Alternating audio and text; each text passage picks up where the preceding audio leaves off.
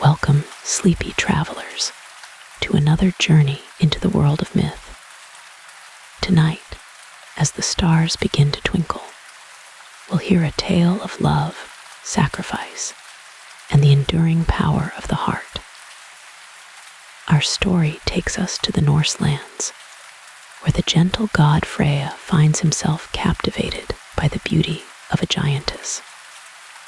He must make a difficult choice to win her affection, one that involves a precious, magical sword. Join us as we explore the courtship of Freya and Gerd, a story that reminds us of love's true cost. But just before we begin, if our stories help you drift off, please tap the like and subscribe buttons. In my channel, you can find Norse, Greek, and Egyptian mythology tales. Comment and tell me which myth you'd like to hear next. Your support helps us craft and shape more calm stories for fellow night owls. And now let your shoulders sink softly into the mattress and your mind drift into today's tale. In Asgard, the Golden Realm, peace reigned. Freya, the Vanir god, felt its soft embrace. He was a deity of abundance, of gentle rain and warm sun. Fertility flowed from his touch, prosperity followed his path. His hair, like spun gold, framed a kind, open face. His eyes, the color of a summer sky, held a quiet wisdom, yet a subtle unrest stirred within him. Asgard offered endless bounty, joyous feasts, and heroic sagas. He presided over verdant fields, over ripening grain and blossoming orchards. His presence brought forth life, his touch nurtured growth. He was beloved by all, a bringer of great joy. Still, a whisper of longing persisted. It was a feeling he could not name, a yearning for something unknown. His days were full, his heart content. But a small, empty space remained, a silent echo in his soul. This void was not sorrow, it was an anticipation. He often walked the sun-drenched halls, his steps quiet, contemplative. The air hummed with magic, with the laughter of gods and goddesses. Valhalla's feasting halls echoed with heroic tales. Freya, though part of this grandeur, felt a subtle detachment. He observed the merriment from a gentle distance. One morning, the yearning grew stronger. It tugged at his heart, a persistent, gentle pull. He sought counsel from no one. This feeling was his alone. He wandered towards Odin's great hall, a silent, thoughtful journey. The hall stood majestic, its timbers carved with ancient runes. Odin's throne, Aechlidskjalf, beckoned from its high dais. It was a seat of immense power, a vantage point across all realms. From its lofty perch, one could see the 9 worlds. Mortals and giants, elves and dwarves, all lay visible beneath its gaze. No secret was hidden, no path remained unseen. Freya approached it slowly, his mind deep in thought. He had never presumed to sit there. Such a privilege belonged to Odin. Yet, today, an impulse guided him, a quiet, insistent urge. Perhaps from its height, he might discern his heart's desire. He might glimpse the missing piece of his tranquil existence. He ascended the steps, his movements deliberate and calm. The polished wood felt cool beneath his bare feet. He settled onto the throne, its ancient surface welcoming. A profound stillness enveloped him as he took his seat. The air around him shimmered with unseen energies. He closed his eyes for a moment, centering his thoughts. He breathed deeply, inhaling the scent of ancient wood and power. Then he opened them slowly, focusing his intent. The world before him shifted, coalescing into a grand tapestry. The 9 realms unfolded like pages in a cosmic book. He saw Asgard first, his home realm. Its golden spires gleamed under a perpetual sun. Then Midgard, the realm of humans busy with daily life. Its rivers snaked through valleys, its forests whispered ancient secrets. Alfheim, the realm of light elves, shone with ethereal beauty. Its inhabitants moved with grace, their forms luminous. Svartalfheim, the realm of dark elves, lay shrouded in deep caverns. Its smithies glowed red with the fires of creation. Niflheim, the realm of ice and mist, extended its frozen wastes. Its chill winds howled across desolate plains. Muspelheim, the realm of fire, blazed with infernal heat. Its fiery giants stood guard over molten landscapes. He saw Vanaheim, his ancestral home, lush and vibrant. Its meadows teemed with life, its waters flowed with magic. He observed its gentle rhythms, a familiar comfort. He lingered there briefly, a wave of nostalgia washing over him. Then his gaze drifted further, drawn by an invisible thread. His eyes fell upon Jotunheim, the land of giants. It was a realm of stark beauty, of towering mountains and vast, wild spaces. Glaciers carved deep valleys, rivers roared through canyons. The air was crisp and cold, carrying the scent of pine and stone. It was a rugged, untamed land, a contrast to Asgard's ordered beauty. He scanned the landscape, his gaze sweeping across its expanse. He saw formidable fortresses carved from solid rock. He saw giants, immense and strong, moving through their daily lives. They were beings of great power, often seen as adversaries. But Freya observed them with a neutral, curious eye. Then he saw her. She was not within a fortress, nor amongst a group. She stood by a dwelling, a simple, sturdy longhouse. It was nestled beside a snow-capped peak, overlooking a vast, frozen lake. The sun, though distant, caught her form. She was a giantess, yet unlike any he had ever seen. Her height was imposing, her bearing regal. Her skin, like fresh snow, gleamed in the pale light. Her hair, long and unbound, fell around her shoulders. It was the color of winter wheat spun with threads of purest gold. It shimmered, catching the faint sunlight. She moved with an effortless grace, a quiet strength. She was not performing arduous labor, nor engaged in battle. She was simply there, her presence radiating serenity. She carried a vessel, perhaps for water or milk. Her hands, though large, moved with delicate precision. As she turned, the light caught her face. Her eyes, the color of deep emeralds, held an intelligent gaze. They were wide and expressive, framed by long, dark lashes. Her lips, full and soft, held a hint of a smile. Her features were perfectly sculpted, a masterpiece of nature. A feeling utterly new surged through Freya.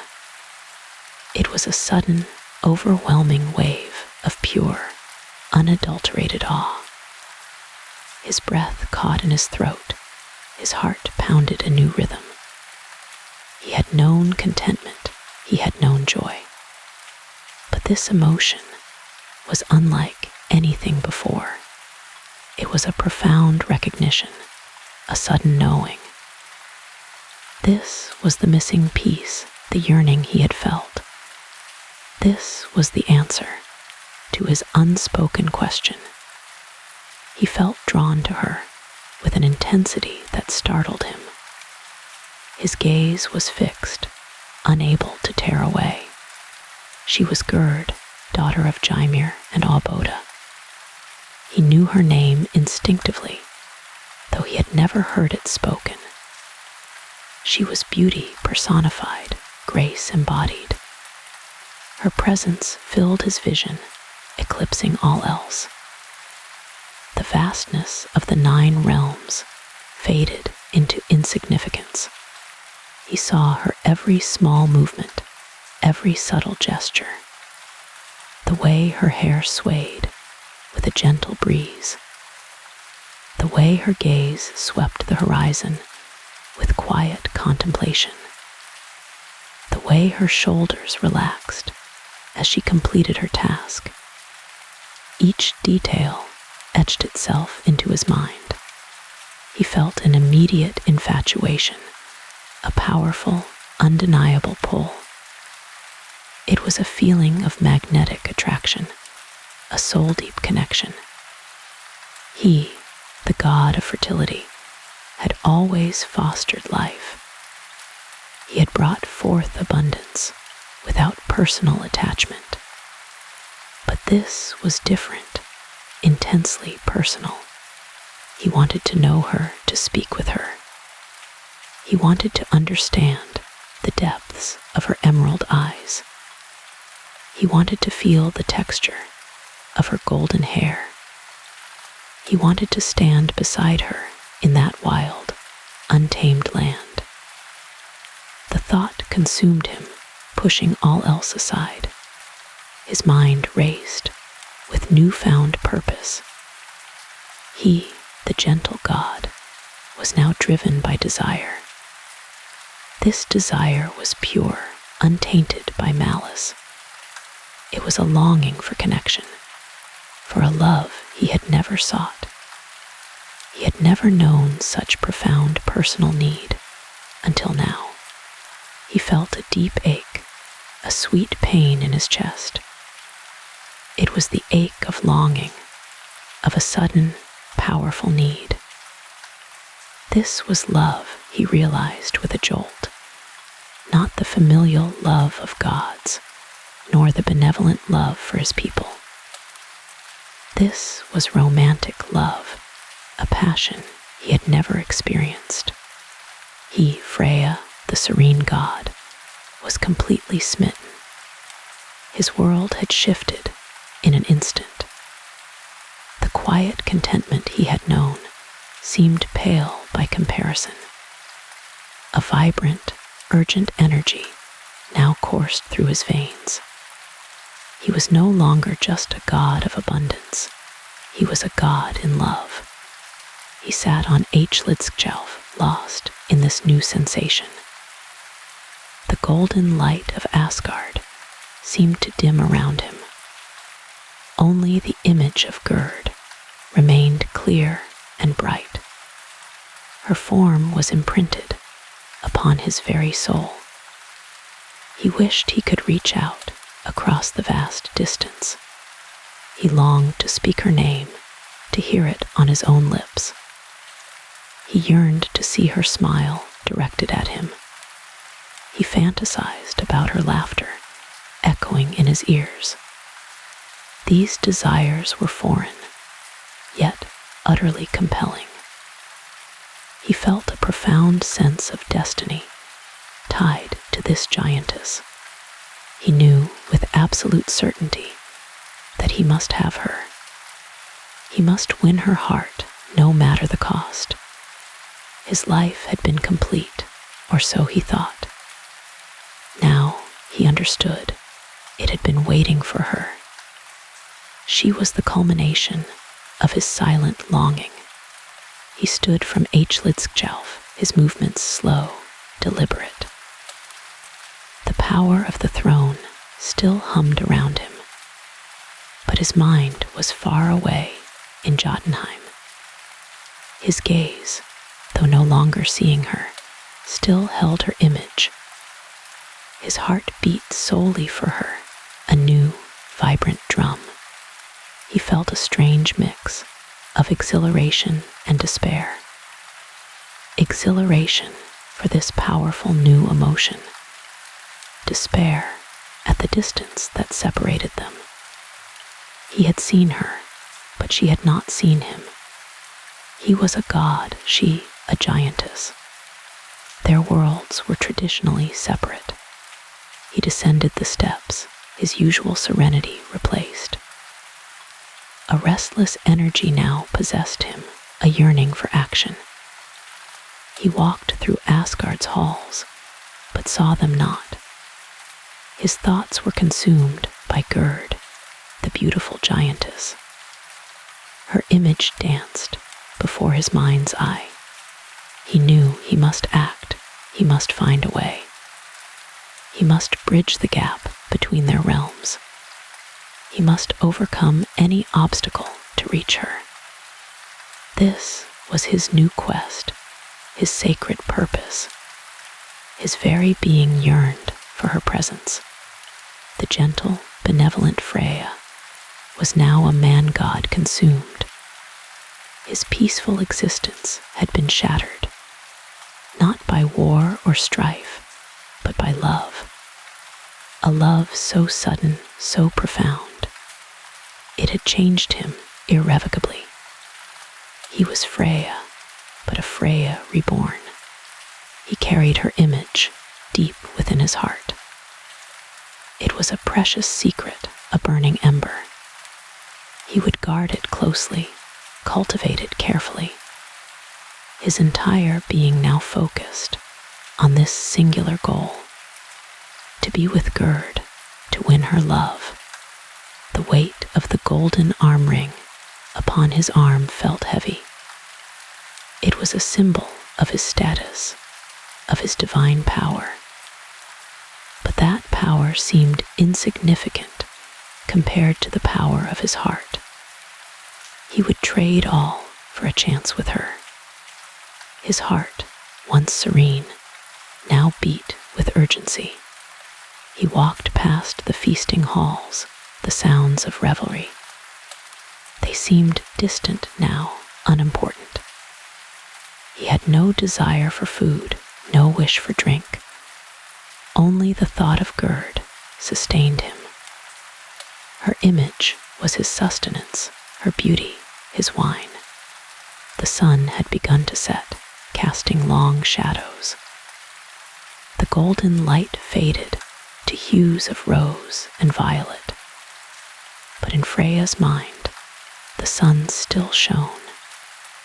It illuminated Gerd in her distant realm. Her radiance surpassed any earthly light. He found himself walking towards his own chambers, his steps unseeing. He entered the quiet space and closed the door. The silence enveloped him, a stark contrast to the tumultuous emotions surging within. He stood in the center of the room, still as a statue. He could still feel the echoes of Hlidskjalf's power. He could still see her face as clear as day. He replayed the moment over and over again. The sudden shift, the profound realization.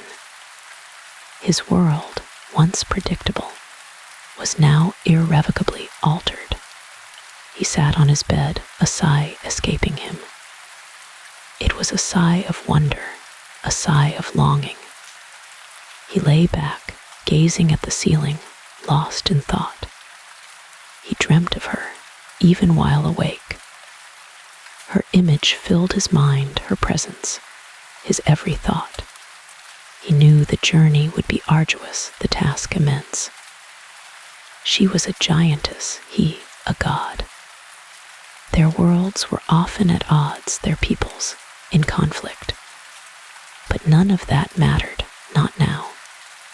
His heart had chosen, and he would follow. He would consult no one yet, hold his counsel. This was his private revelation, his sacred quest. He would devise a plan, a way to reach her. He would overcome all obstacles, all challenges. For Gerd, he would do anything. His thoughts turned to his sword, Summersbane. It was a magical blade that fought on its own. It was a symbol of his power, a gift from the dwarves. But he knew this quest was not for a sword. It was for his heart, for his love. He wondered if she felt it too, this strange pull. Did she sense his gaze from across the realms? Did a whisper of his longing reach her ears? He hoped so, with all his being. He yearned for a reciprocal feeling, a mutual spark. He closed his eyes again, picturing her face. The emerald eyes, the golden hair, the serene expression, the quiet strength. She was perfect in every way. His heart swelled with a love he never knew existed. This was his new reality, his new purpose. A quiet stillness settled upon Alfheim. The golden light, once so vibrant, seemed to dim slightly. Freyr, who had always embodied that very light, now moved with a palpable heaviness. His laughter, once a joyous melody, had fallen silent. A profound melancholy had taken root within him. His steps became slow, deliberate. His gaze, once bright and curious, now drifted aimlessly. He saw the beauty of his realm, but it no longer stirred him. The familiar sights and sounds of Alfheim felt distant, unreal. He spent long hours gazing towards Jotunheim. Its jagged peaks, often shrouded in mist, held a new fascination. He pictured Gerd there, within its formidable walls. Her image was etched deeply into his heart. This love, so sudden and overwhelming, felt like a burden. It weighed upon his shoulders. It pressed upon his chest. He felt an ache he had never known before. This ache was both exquisite and agonizing. His usual duties went unattended. The golden boar, Gullinbursti, roamed freely, his bristles shining. Freya no longer polished his magical sword, Sumarbrander. Its blade, usually gleaming, now held a dull sheen. The other gods noticed the change. They spoke in hushed whispers. Freya, the radiant lord of Alfheim, was transformed. His usual cheerfulness had simply vanished. It was replaced by a quiet, consuming sorrow. Njord, his father, observed him closely. Njord, the god of the sea, understood deep currents. He saw a turbulent tide within his son. Freya's eyes held a faraway look. They seemed to hold a secret pain. Skadi, his stepmother, also watched. She was a huntress, sharp and observant. She noticed the subtle shifts in Freya's posture. He was often hunched, his shoulders bowed. He seemed to carry an invisible weight. "He is not himself," Njord murmured one morning. He sat beside Skadi. The sun streamed into their hall. Yet Freya remained in shadow. He sat alone, staring into the middle distance. Skadi nodded slowly. "His light has dimmed," she agreed. Her voice was low, concerned. "Something troubles him deeply." She knew suffering. She had known her own share of sorrow. They approached him gently. "My son," Njord began. His voice was soft, inquiring. "What weighs so heavily upon your heart?" He placed a hand on Freya's shoulder. The touch was warm and comforting. Freya flinched slightly. He pulled away from the touch. His gaze remained fixed. He could not meet his father's eyes. He could not articulate the turmoil within him. The words felt trapped. "I am well, father," he mumbled. His voice was flat, devoid of emotion. He offered a weak, unconvincing smile. It did not reach his eyes. His eyes remained troubled. Skadi knelt beside him. Her gaze was direct, yet kind. "Freya," she said. Her voice was firm but gentle. "You are not well. We see it. Tell us what afflicts you." He shook his head slowly. A sigh escaped his lips. It was a deep, weary sigh. He felt a profound sense of isolation. This love felt like a burden he must bear alone. He could not speak of Gerd. He could not speak of his instant love. It felt too raw, too sacred. It felt like a confession. It felt like a vulnerability he could not expose. Njord and Skadi exchanged glances. They understood his reluctance. They knew privacy was important. Still, their worry persisted. It grew with each passing day. Freya's loyal servant, Skirnir, also noticed. Skirnir was a keen observer. He served Freya devotedly. He saw every flicker of emotion. He saw the pain in his master's eyes. Skirnir had been with Freya for ages. He knew Freya's every mood. He knew his habits. He knew his joys. He knew his sorrows. This sorrow was different. It was deep and persistent. He watched Freya withdraw. He watched him lose interest. He watched the light fade. Skirnir's heart ached for his master. He felt a profound sense of helplessness. One afternoon, Skirnir found Freya in his private chambers. The room was usually filled with light. Now it was dim, curtains drawn. Freya sat by the window. He was staring out. His profile was etched against the faint light. His brow was furrowed. A deep frown creased his forehead. He looked utterly lost.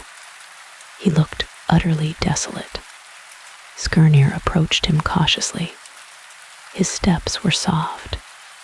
He did not wish to startle him. He cleared his throat gently. "My lord," he said softly.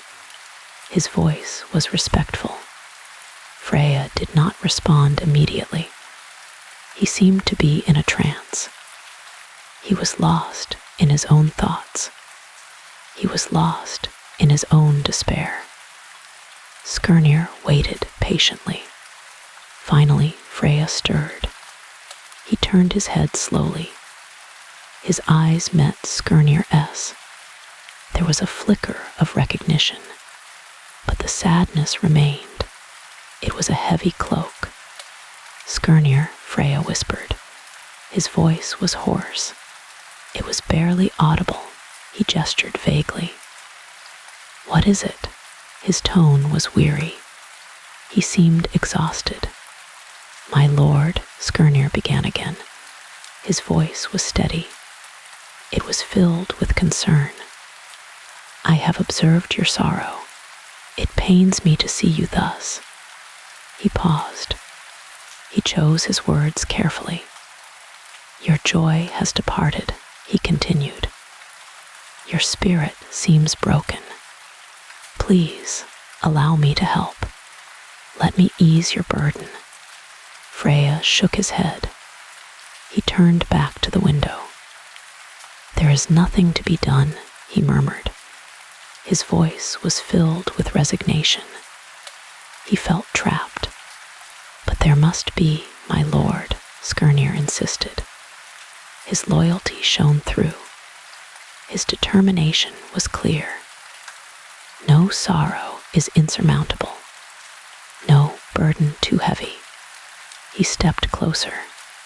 He knelt before Freya. His gaze was earnest. "Tell me what afflicts you. Is it a wound, an enemy, a prophecy?" He listed possibilities. Freya remained silent. He stared out at the distant peaks. Jotunheim loomed in the distance. He pictured Gerd's face. He felt the familiar pang. "I cannot," Freya whispered. His voice was barely audible. "It is too personal." He felt a blush creep up his neck. He felt shame. "My lord, you are my master," Skirnir said firmly. His voice was unwavering. "Your sorrow is my sorrow. Your burden is my burden. I am sworn to your service." He looked up at Freya. "I would go to the ends of the realms for you. I would face any foe. I would brave any danger. Only tell me what is wrong." Freya hesitated. He looked at Skirnir. He saw the genuine concern. He saw the deep loyalty. A flicker of hope ignited within him. Perhaps Skirnir could understand. Perhaps Skirnir could help. He had always been so resourceful. He was clever. He was brave. He was utterly discreet. He was trustworthy. The words still caught in his throat. The confession felt immense. It felt like admitting a great weakness. It felt like laying bare his very soul. But the pain was too great. The longing was too strong. He could not bear it alone any longer. He needed an ally. He needed a confidant. He closed his eyes for a moment. He took a deep, shaky breath. He gathered his courage. He forced the words out. They came in a rush. "I have seen her," Freya confessed. His voice was low. It was filled with emotion. "A maiden in Jotunheim." He opened his eyes. He looked at Skirnir. Skirnir's expression remained neutral. He simply waited. He listened intently. He did not interrupt. He allowed Freya to continue. "Her name is Gerd," Freya continued. His voice softened. It held a new reverence. "She is a giantess of frost and mountain." He paused. "And I love her." The words hung in the air. They were a raw admission. They were a desperate plea. They were the truth. Skirnir's eyes widened slightly. A giantess. This was unexpected. This was a complication. But he remained composed. His loyalty was paramount. "And this love," Skirnir prompted gently. "It causes you such distress." He needed clarification. He needed to understand the depth. Freya nodded miserably. I cannot be without her, he admitted. His voice broke slightly. I cannot live without her, but she is far away. He gestured vaguely towards Jotunheim. She is beyond my reach. She does not know me. She does not know my heart. He felt utterly helpless. This is why you suffer, Skirnir stated. It was not a question. It was a realization. He now understood the depth of Freya's anguish. Yes, Freya confirmed. His voice was a mere whisper. It is a torment, a constant ache, a longing that consumes me. He looked at Skirnir. Can anything be done? Freya asked. His eyes held a desperate hope. Is there any way, any path to her? He pleaded with his gaze. Skirnir rose to his feet. He stood tall and resolute. He looked at his master. He saw the suffering. He saw the profound love. My lord, Skirnir said. His voice was steady. It was filled with purpose. If it is within my power, I will bring her to you. Freya looked at him, startled. You would. His voice was filled with disbelief. He had not dared to hope. He had not dared to dream.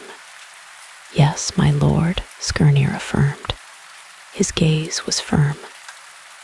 I would. Tell me what I must do. Tell me what she desires. I will journey to Jotunheim. Freya felt a surge of emotion.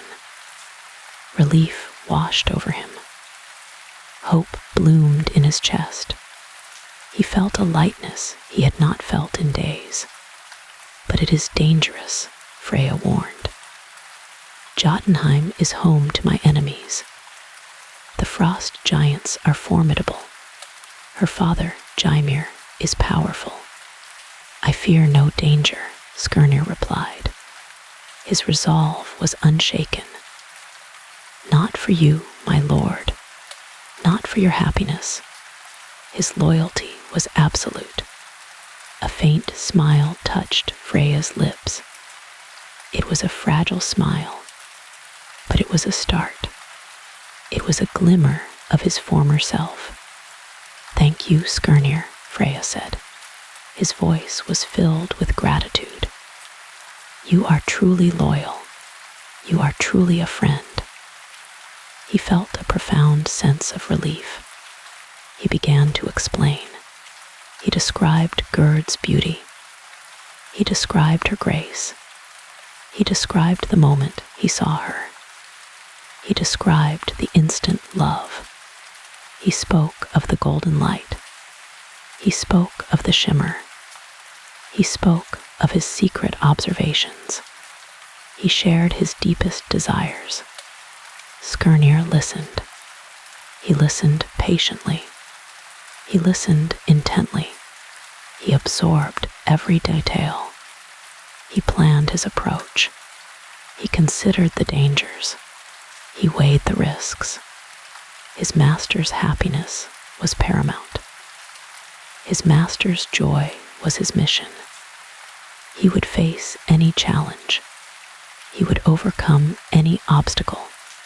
Skirnir would go to Jotunheim. He would enter the land of giants. He would brave the icy wastes. He would seek out Gerd. He would speak for Freya. He would bring her back. He would reunite them. This was his solemn oath. This was his unwavering promise. This was his purpose. The weight began to lift from Freya. The burden eased slightly. He still longed for Gerd, but now there was hope. Now there was a plan. The quiet stillness remained, but it was no longer heavy. It was filled with anticipation. It was filled with a new kind of energy. The journey would be long. The task would be difficult, but Skirnir was ready, and Freya, for the first time in days, felt a spark of hope.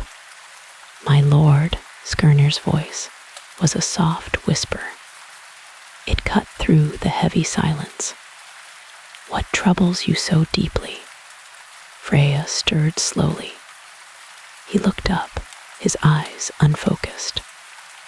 The golden light of Ulfheim seemed to dim around him. He sighed a long, shuddering breath. "Skirnir," he began, his voice raspy. "My heart is heavy. It is burdened by a love I fear can never be." Skirnir waited patiently. He knew Freya well. He understood the god's gentle nature. He knew Freya spoke from a place of true sorrow. "Tell me, my lord," Skirnir urged softly. "Share your burden with me. Perhaps I can help." Freya closed his eyes for a moment. He seemed to gather his thoughts. A faint blush touched his cheeks. "It was not long ago," Freya recounted. His voice grew a little stronger. "I sat upon Echlidskjalf, Odin's high seat. From there, one can see across all the 9 worlds." He paused, a distant look in his eyes. "My gaze swept over Jotunheim, the land of giants. It is a place of harsh beauty, of towering mountains and deep, shadowed valleys." Skirnir listened intently. He knew the dangers of Jotunheim. He understood its forbidding nature. "And there," Freya continued, his voice now imbued with wonder, "in the very heart of that land, I saw her." His words were almost a gasp. "She was Gerd, daughter of Gymir. Her beauty was beyond compare." Freya's hands trembled slightly. A light shone from her. It illuminated the halls of her father. It banished the darkness. He opened his eyes, now wide with a vivid memory. Her arms shone, and from them a light ascended. It filled both the sky and the sea. It banished the shadows. It was as if the sun itself had risen in Jotunheim, Freya whispered. A sun of pure, unblemished beauty. Skirnir felt a pang of understanding. He saw the depth of Freya's enchantment. He recognized the true nature of his lord's despair. "She is a giantess," Freya's voice was filled with anguish. "A daughter of the Jotnar. How can I, a god of the Aesir, ever hope to win her heart?" He slumped back, his earlier energy gone. "She is unattainable, Skirnir. She lives in a world far removed from ours. Her father, Gymir, is a formidable giant. Her lineage is ancient and powerful," Freya added. "The giants do not easily welcome strangers. They are wary of outsiders, especially those from Asgard." Skirnir considered Freya's words. He understood the vast chasm between the Aesir and the Jotnar. Their histories were often intertwined with conflict. "My lord," Skirnir said, his tone firm yet gentle, "love knows no boundaries. It transcends worlds. It can bridge any divide." He looked at Freya with newfound determination. "Do not despair so quickly. There is always a way, even to Jotunheim." Freya looked up, a glimmer of hope in his eyes. "Do you truly believe so, Skirnir?" "I do, my lord," Skirnir affirmed. His voice was unwavering. "And I offer my service to you I will go to Jotunheim. I will venture into the land of giants." Freya stared at him, astonished. "But Skirnir, the journey is perilous. The paths are treacherous. The giants are formidable foes." "I am your faithful servant, my lord," Skirnir replied simply. "Your happiness is paramount. I would brave any danger for you." A deep silence fell between them. Freya's gaze searched Skirnir's face. He saw not recklessness, but unwavering loyalty. "I will go," Skirnir reiterated, his voice resolute. "I will seek out Gerd. I will speak on your behalf. I will plead your case." But Skirnir continued, a flicker of something else in his eyes, a calculated glint. "Such a quest demands a great price. It requires a significant sacrifice." Freya's brow furrowed slightly. He wondered what Skirnir could possibly ask for. His loyal servant had always been content with little. "What is it you ask, Skirnir?" Freya inquired. His voice was hesitant. Skirnir's gaze fell upon Freya's side. His eyes rested on the hilt of Freya's sword. It was sheathed, but its golden pommel gleamed faintly. "My lord," Skirnir began, his voice low and deliberate. "To truly succeed in this endeavor, to overcome the formidable obstacles, I will need a weapon of great power." He paused, letting his words hang in the air. "Gymir's halls are well guarded. The giants are not easily swayed. They are proud and strong. I will need a weapon," Skirnir repeated. "One that can cut through any obstacle. One that can command respect. One that can ensure my safe passage and my return."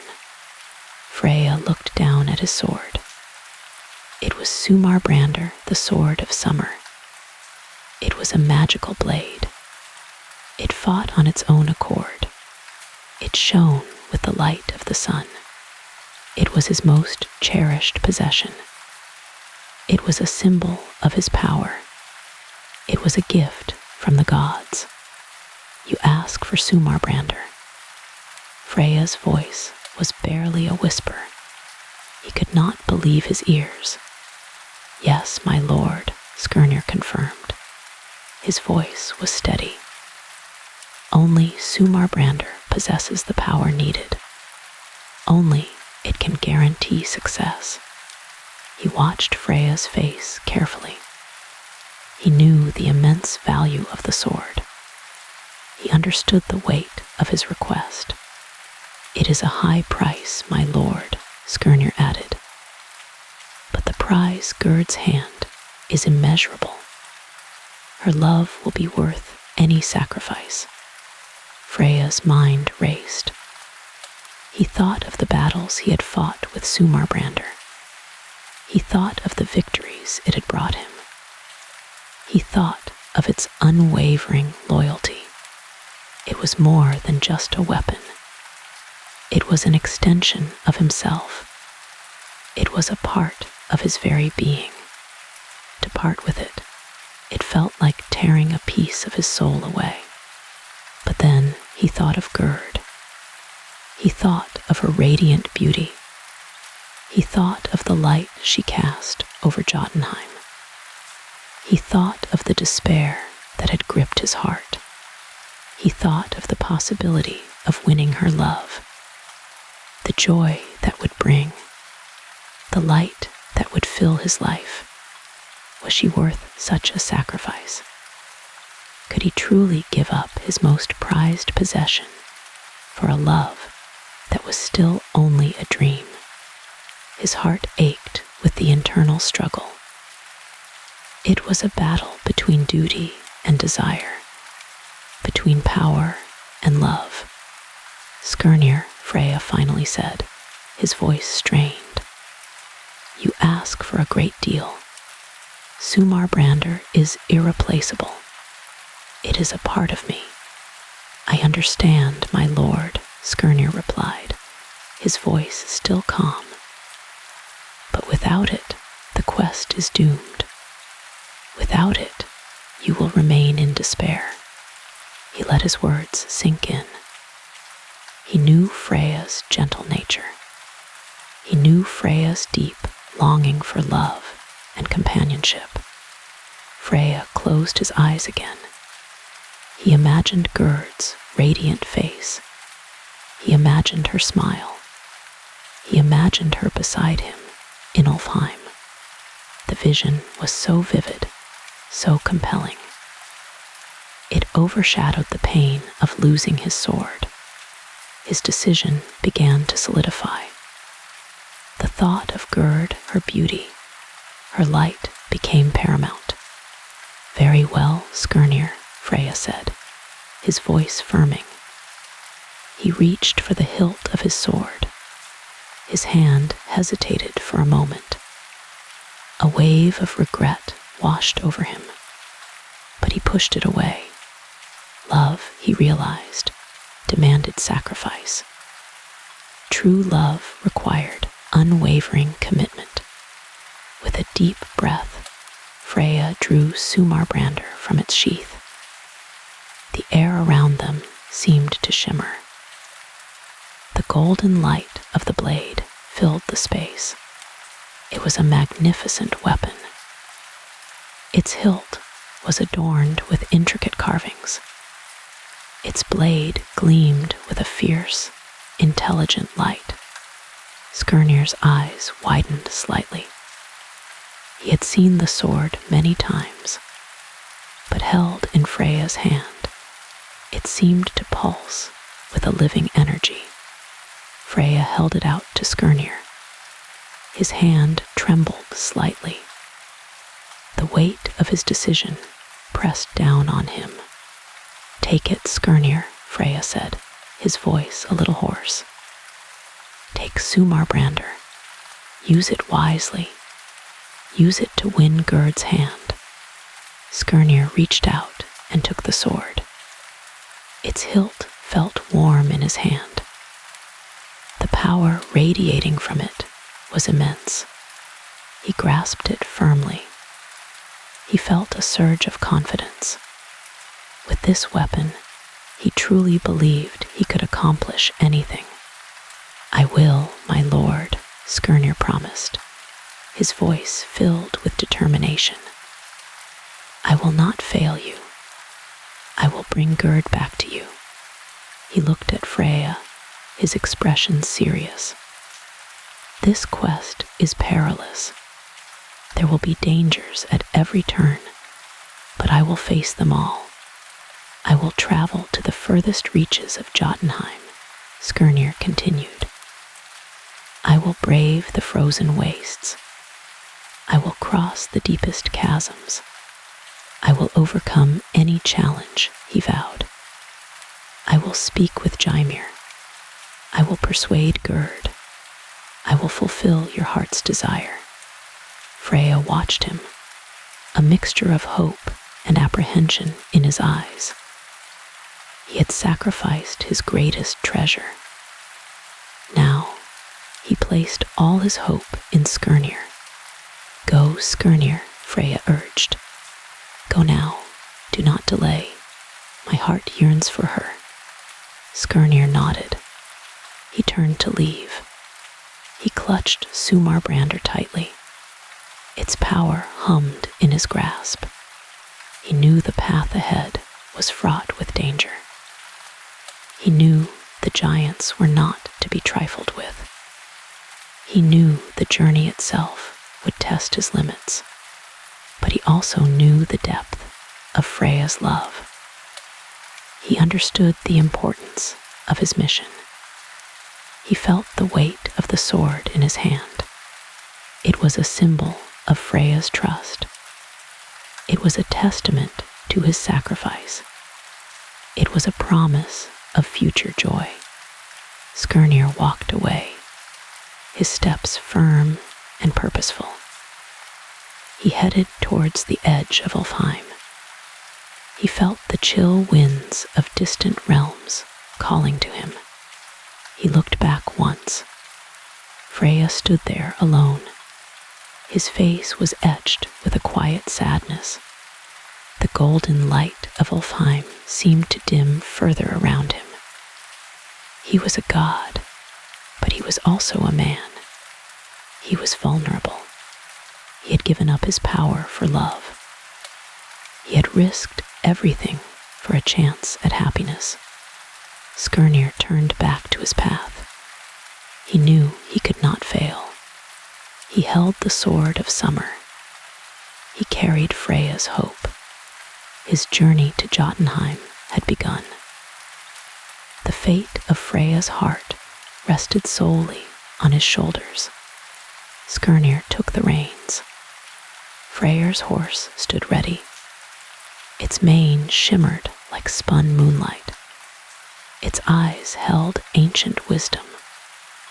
The brave steed pawed the ground softly.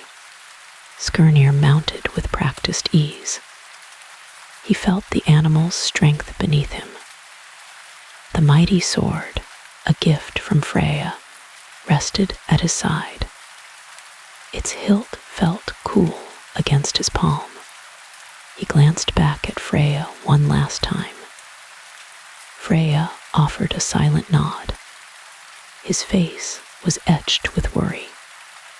Skirnir understood the weight of his task. The journey began. They moved swiftly. Asgard's golden gates gleamed behind them. The Bifrost Bridge, a rainbow arch, faded from view. They rode through the quiet lands. The air grew cooler. The sunlight dimmed. They left the bright realms. They entered a realm of shadows. The path beneath them changed.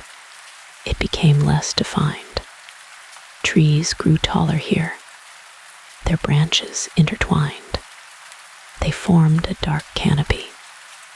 Little light pierced through. The forest floor was soft. It was covered in moss. Skirnir kept a keen eye out. Every rustle was noted. Every shadow was watched. His senses were sharp. The horse moved with silent grace. It knew the way. They rode for many hours. The stars began to appear.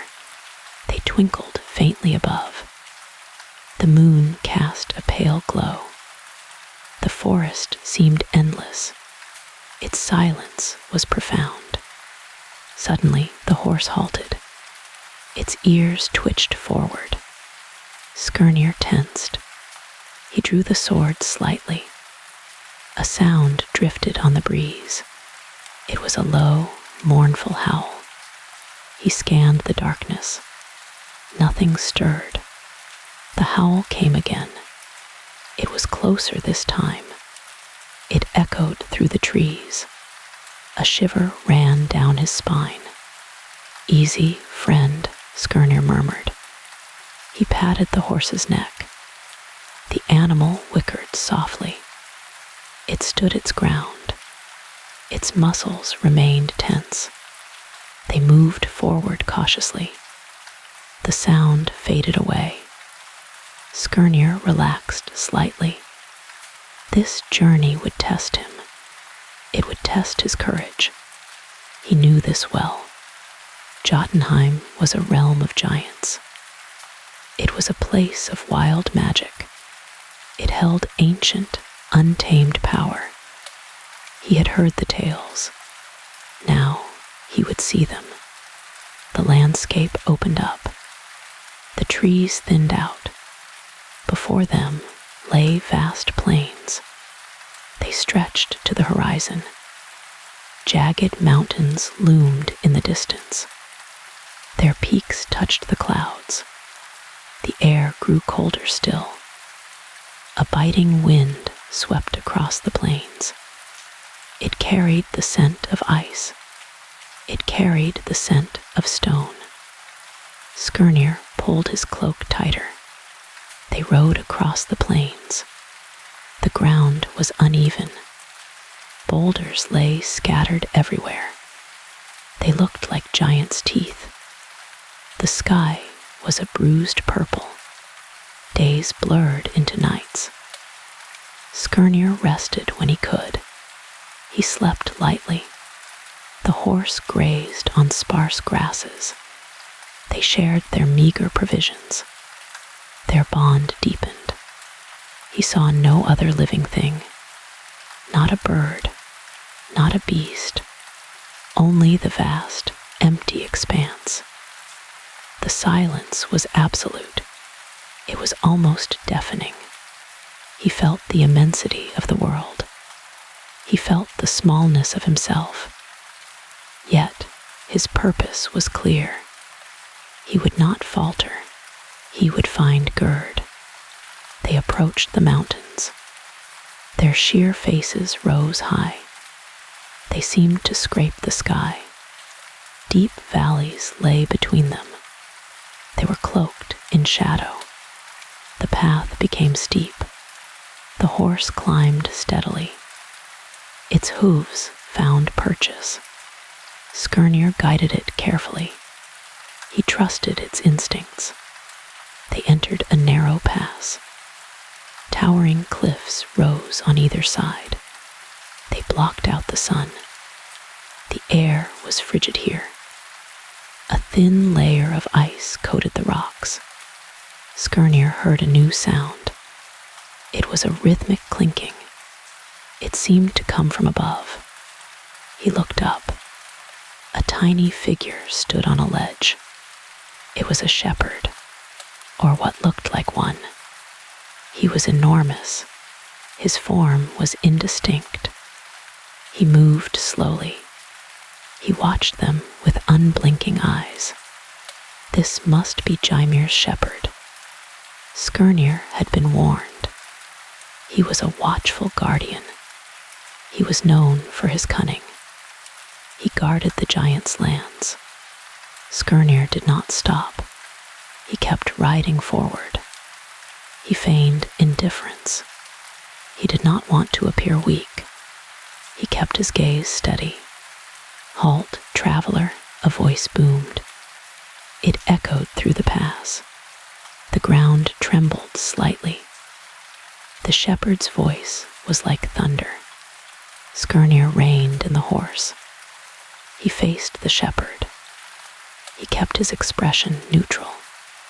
He knew a direct confrontation was unwise. He needed to be clever. "Greetings, noble shepherd," Skirnir called out. His voice was calm. It carried through the pass. "I travel on a peaceful errand." The shepherd descended the ledge. He moved with surprising speed. He was even larger up close. His eyes were like glowing coals. They held ancient malice. "Few travel here peacefully," the shepherd rumbled. His eyes narrowed. He studied Skirnir intently. "State your purpose, and be quick." "I seek the wise giant, Gymir," Skirnir replied. He chose his words carefully.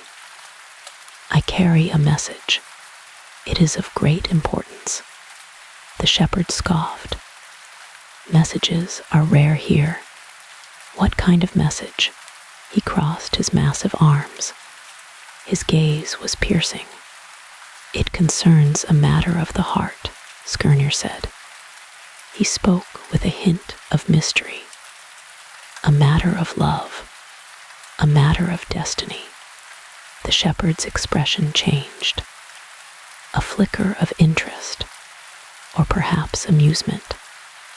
Giants were not immune to such tales, even hardened ones. "Love, you say?" the shepherd mused. He leaned closer. His breath was cold. "Giants know little of love, only power." "Perhaps," Skirnir conceded. He nodded slowly. But even the mightiest hearts can be touched, even by a whisper of fate. He paused for effect. He let his words hang. The shepherd remained silent. He seemed to ponder. Skirnir waited patiently. "Tell me more," the shepherd commanded. His tone was less hostile. "What fate brings you to Gymir's hall?" Skirnir began to speak. He wove a tale. He spoke of Freya's love. He spoke of Gerd's beauty. He spoke of the longing. He spoke of the sorrow. He described Freya's golden hall. He described the warmth of Asgard. He contrasted it with Jotunheim. He highlighted the differences. He appealed to the shepherd's curiosity. He did not reveal the true nature of his mission. Not yet. He focused on the romantic aspect. He focused on the grand gesture. He painted a vivid picture. The shepherd listened intently. His glowing eyes never left Skirnir's face. He seemed captivated. He seemed almost intrigued. "So a god seeks a giantess," the shepherd finally said. He seemed surprised. "This is a rare occurrence." "Indeed." "It is a matter of destiny," Skirnir reiterated. He emphasized the word. "It is foretold. It is meant to be." The shepherd was silent for a long moment. He gazed into the distance. His ancient face was unreadable. Skirnir held his breath. "Very well," the shepherd said at last. His voice was softer. "You may pass. But know this, little god. Gymir is not easily swayed." Skirnir bowed his head. "I thank you, noble shepherd." He offered a sincere smile. "Your wisdom is appreciated." The shepherd merely grunted. He stepped aside. He waved a massive hand. It was a gesture of dismissal. Skirnir urged the horse forward. They rode through the pass. The shepherd watched them go. His imposing figure receded. Skirnir breathed a sigh of relief. His cleverness had prevailed. The path widened again. The air grew slightly warmer. They left the icy pass behind. Ahead, a vast valley opened up. It was unlike any Skirnir had seen. Giant trees grew here. Their leaves were the color of rust. Their branches were thick and gnarled. Mushrooms, as large as boulders, dotted the ground. A winding river flowed through the valley. Its waters were dark. They reflected the bruised sky. Strange, glowing flora grew along its banks. Skirnir knew they were close. He felt it in the air, a sense of ancient power, a sense of immense age. This was the heart of Jotunheim. He saw structures in the distance. They were enormous. They were built from massive stones. They were dark and imposing. This must be Gymir's stronghold. The horse's pace quickened. It sensed the destination. Skirnir felt a surge of anticipation. The tension built within him. He was almost there. He approached the outer walls. They were incredibly tall. They seemed to scrape the low-hanging clouds. No gates were visible. Only sheer stone. Skirnir dismounted. He looked for an entrance. He walked along the wall. The stone was cold and rough. It bore ancient carvings. He found a narrow opening. It was barely visible. It was obscured by overgrown vines. It was a hidden passage, a trick of the giant architects. He pushed aside the vines. The opening was dark. It led into a tunnel. The air inside was still. It smelled of damp earth and old stone. Skirnir remounted the horse. He held the sword ready. Its hilt felt warm now. He entered the tunnel. The darkness enveloped them. They moved slowly through the passage. The horse's hooves made soft thuds. The tunnel twisted and turned. It felt like walking through a mountain. A faint light appeared ahead. It grew brighter. Skirnir saw an opening. He urged the horse forward. They emerged into a vast courtyard. The courtyard was enormous. It was paved with rough-hewn stones. Towering buildings surrounded it. They were dark and silent. No one was in sight. This was Gymir's hall, or part of it. The main hall must be deeper within. Skirnir felt a strange mix of awe and trepidation. He dismounted again. He led the horse by the reins. He walked across the courtyard. His footsteps echoed loudly. The silence was unnerving. He approached the largest building. Its entrance was a gaping maw. It was flanked by immense statues. They depicted fearsome giants. Their eyes seemed to follow him. The air here was heavy. It was thick with ancient magic. It hummed with power. Skirnir took a deep breath. He prepared himself. He stepped inside the hall. The darkness was profound. Only slivers of light pierced through. They came from high windows. They illuminated dust motes. The hall was immense. Its ceiling was lost in shadow. Pillars, thick as ancient trees, supported it. They were carved with strange symbols. He heard a low murmur. It came from deeper within. Voices, giant voices. He was in the heart of their home. He was truly among them. Skirnir walked forward. His boots scuffed on the stone floor. He moved with a quiet determination. He moved towards the sound.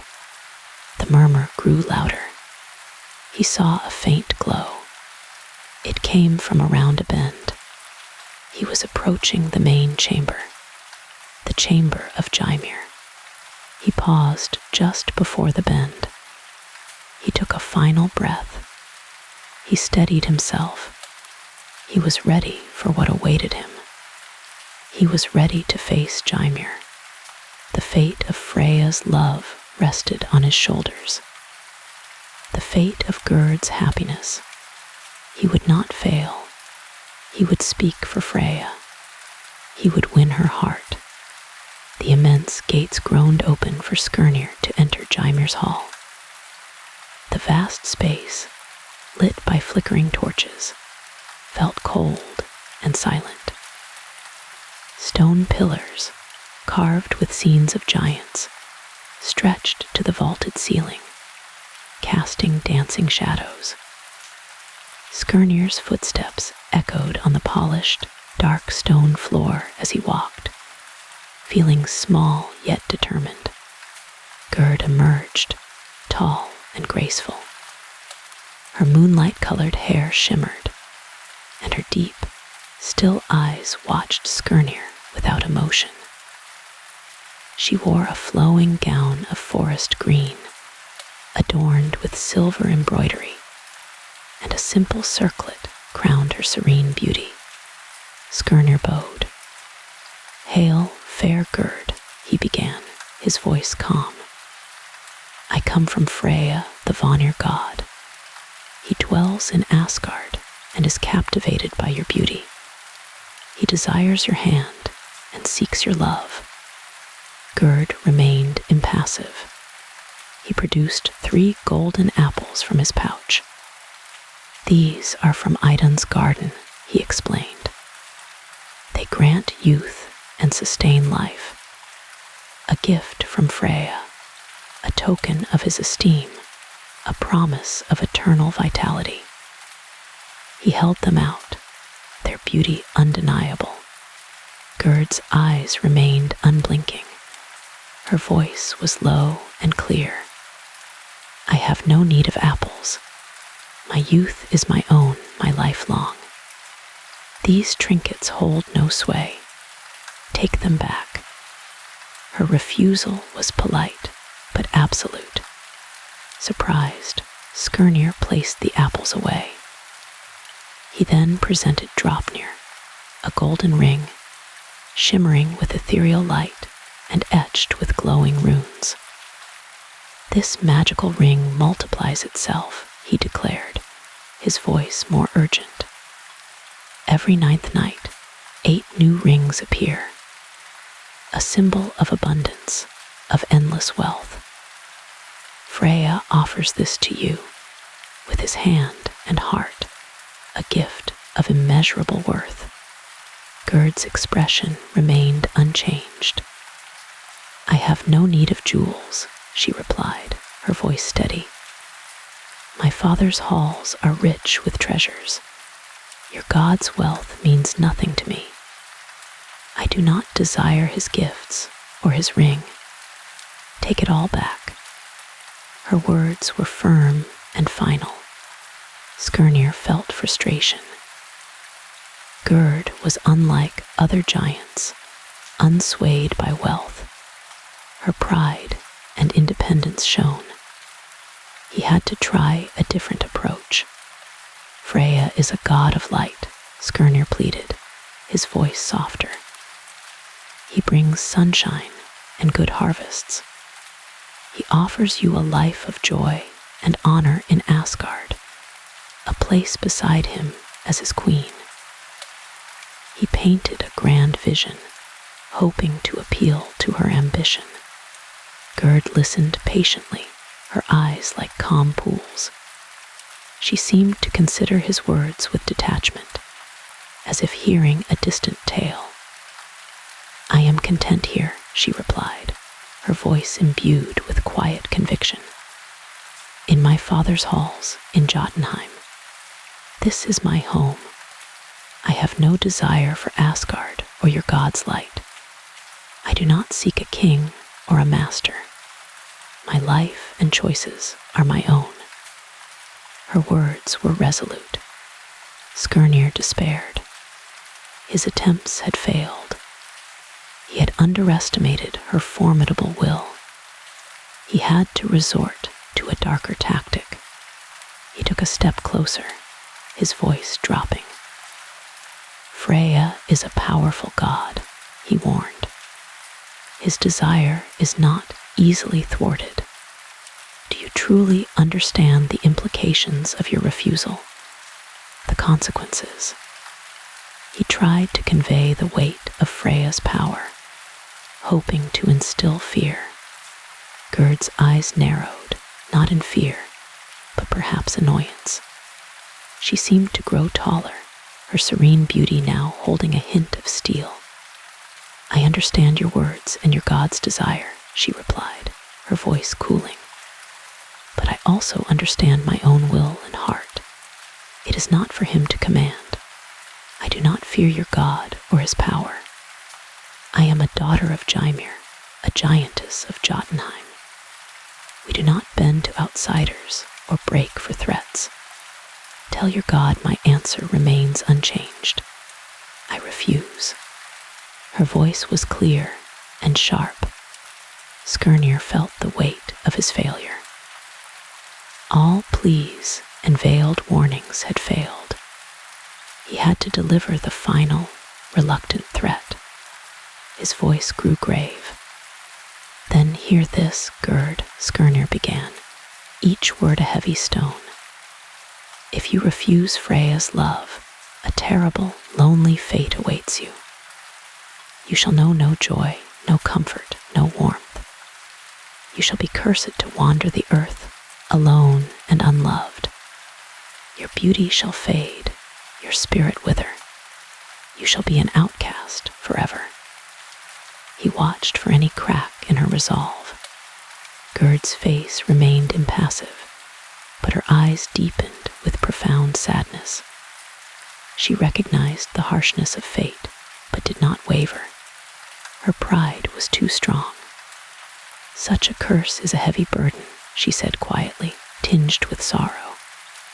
But a life without choice, without freedom, that is a greater curse. I choose my own path, my own destiny, even if it leads to loneliness. My heart is my own. Your gods' threats hold no power over my will. I will not yield. Tell Freya I stand firm. My answer remains unchanged. I refuse. Her words were soft, but carved in stone. Skirnir felt a chill from her unwavering strength. He had exhausted all pleas and threats. He had failed Freya. He bowed his head. Very well, Gerd, he conceded, his voice heavy. I will return to Freya and deliver your message. He will be heartbroken, but I have done all I can. Your choice is made. I bid you farewell. He turned to leave, his footsteps echoing. Gerd watched him, her expression softening. She stood alone, a solitary figure surrounded by her heritage and unwavering independence. She had chosen her path, standing firm against gods and threats. She was Gerd, daughter of Jaimir, unconquerable. As Skirnir reached the massive doors, they groaned open, revealing the cold light of Jotunheim. He stepped out into the frozen landscape, the wind carrying the scent of ice and ancient stone.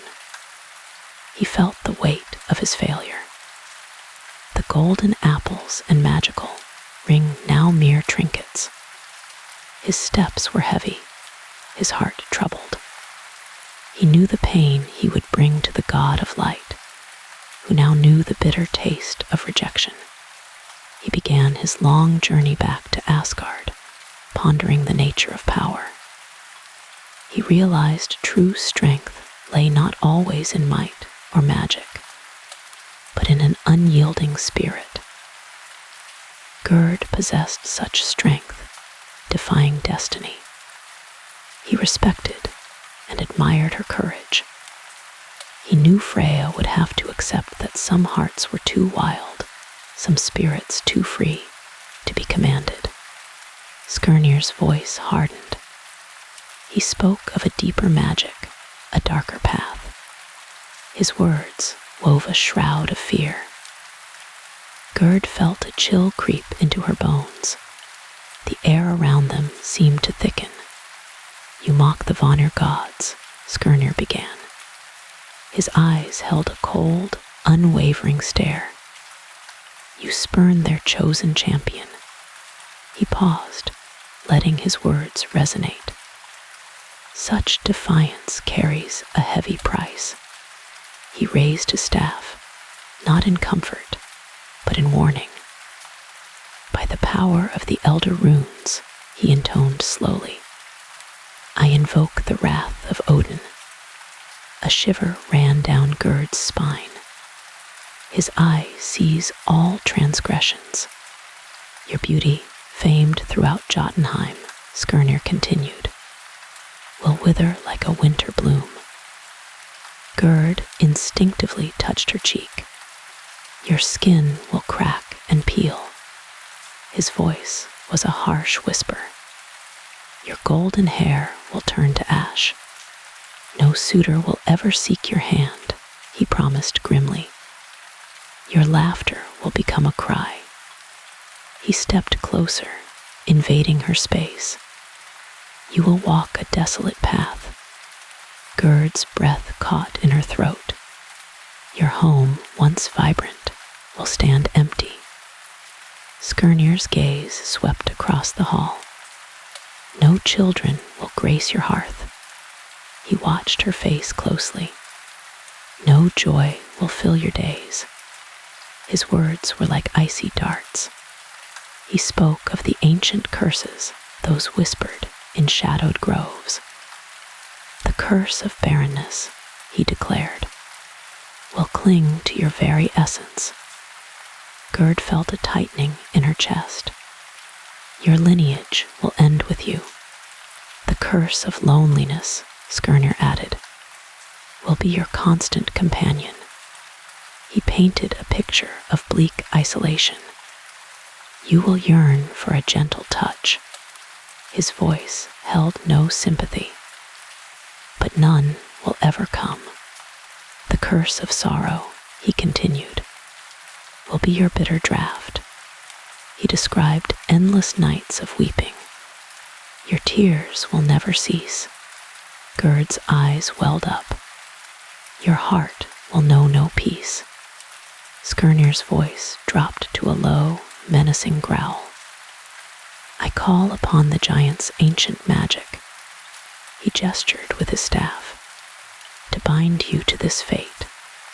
The air seemed to hum with dark energy. Unless you yield. Gerd stood defiant, though fear gnawed at her. My will is my own, she asserted. Her voice trembled slightly. I will not be swayed by threats. She clutched her hands tightly. My heart chooses its own path. Skirnir's eyes narrowed. Then hear the gravest curse, he warned. His voice pulsed with raw power. A curse from the very roots of Yggdrasil. Gerd felt a profound unease.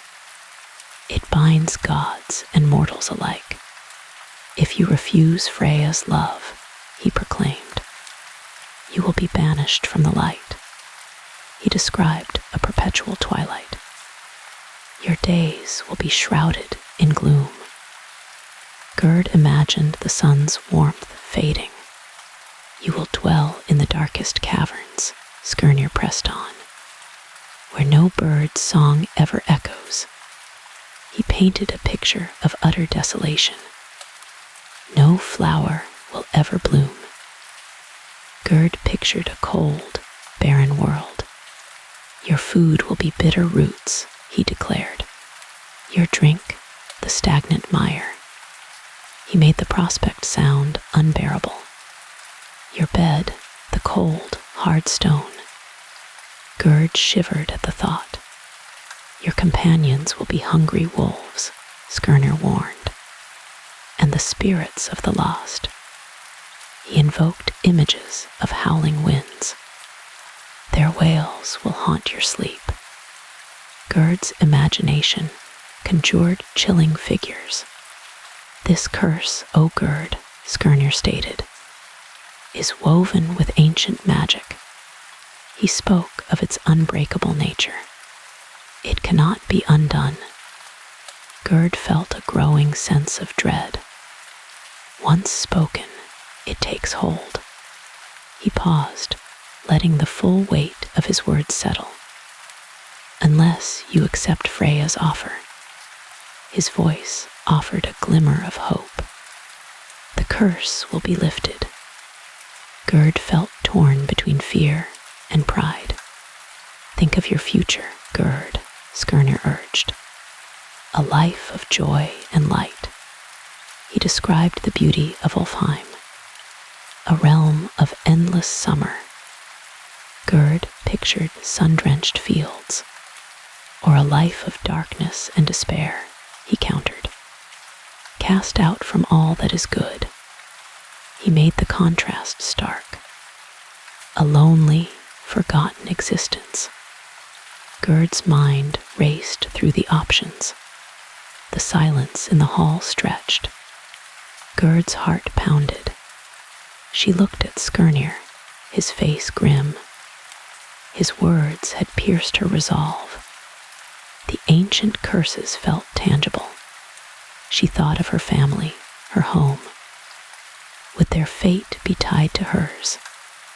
The weight of the world seemed to rest on her shoulders. Her defiance wavered. Skirnir watched her, his expression unyielding. He knew the power of his words. He had seen strong wills crumble. He waited for her surrender. "Is there no other way?" Gerd whispered. Her voice was barely audible.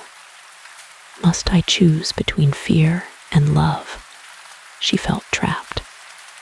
"Is this truly my destiny?" Skirnir shook his head slowly. "Freya's heart is set," he replied.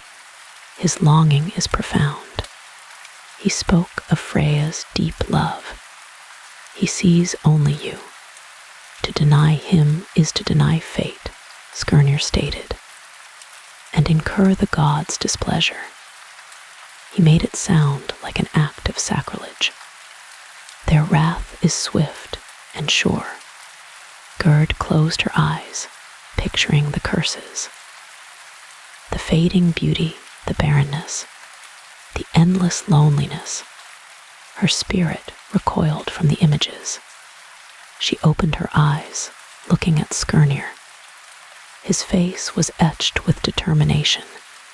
He would not yield, and neither, she realized, could she.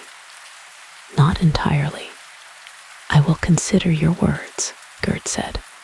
Her voice was stronger now. "But I will not be coerced."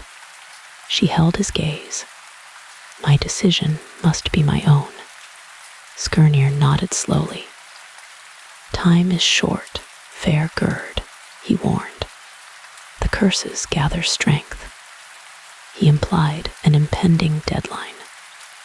Their power grows with each passing moment. He stepped back, creating a space between them.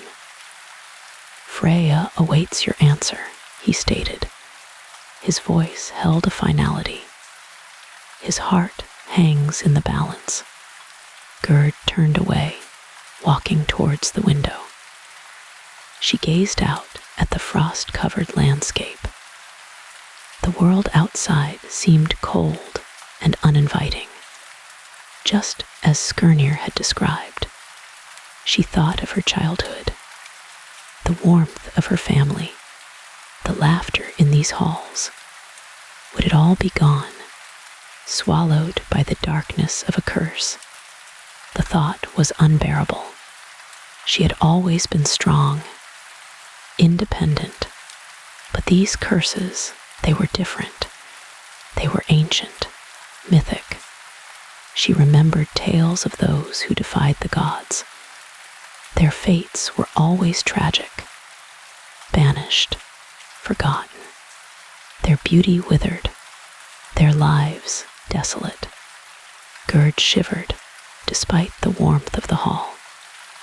The air felt heavy with unseen threats. Skirnir's words echoed in her mind, each one a chilling promise. She had to find a way to protect herself, her family, her world, without sacrificing her dignity, her heart. But what if there was no other choice? What if her defiance truly brought ruin, not just upon her, but upon all she held dear? The moral dilemma was stark. Her own freedom versus the well-being of her kin. A choice no one should have to make. Yet, it was laid before her. Skirnir remained silent, observing her. He knew the internal battle raging within her. He had seen it countless times. The clash of pride and fear. He had fulfilled his duty. He had delivered the message, the threats. Now the choice was hers, and he knew deep down what that choice would likely be. For the power of a curse, spoken with true intent, was immense. It could break even the strongest will, especially when it touched upon one's deepest fears. Gerd turned back, her face pale. "Tell Freya," she began. Her voice was soft, "that I need time." She looked at Skirnir, pleading, "Just a little more time." Skirnir considered her request. He could press her further, but perhaps a moment of reflection was wise. Let the curses truly sink in. "Very well, fair Gerd," he conceded, "but do not delay." He emphasized the urgency. The god's patience wears thin. He still held the advantage. He turned to leave, his mission nearly complete. He had sown the seeds of doubt, of apprehension. The harvest, he felt, was close at hand. Gerd watched him go, relief washing over her. A temporary reprieve, but the weight of the curses remained. A heavy cloud hanging over her future. She walked to the hearth, seeking comfort in the fire's warmth. But even the flames seemed to flicker with a chilling light, reflecting the dark promises. The image of her beauty withering haunted her, her golden hair turning to ash, her skin cracking. The thought made her shudder, and the loneliness, the endless, aching loneliness. No children, no laughter, just the constant companion of sorrow. It was a fate worse than death. She had to protect herself. But how? How could she escape such a terrible destiny without surrendering entirely to a love she did not yet feel? The mythological concept of curses was not new to her. She had heard tales since childhood, tales of God's wrath, of mortal defiance, and their bitter ends. She had always believed in her own strength, her own agency, but this was different. This was a direct challenge from the Vanir, backed by the power of Odin. Gerd closed her eyes, willing the images away.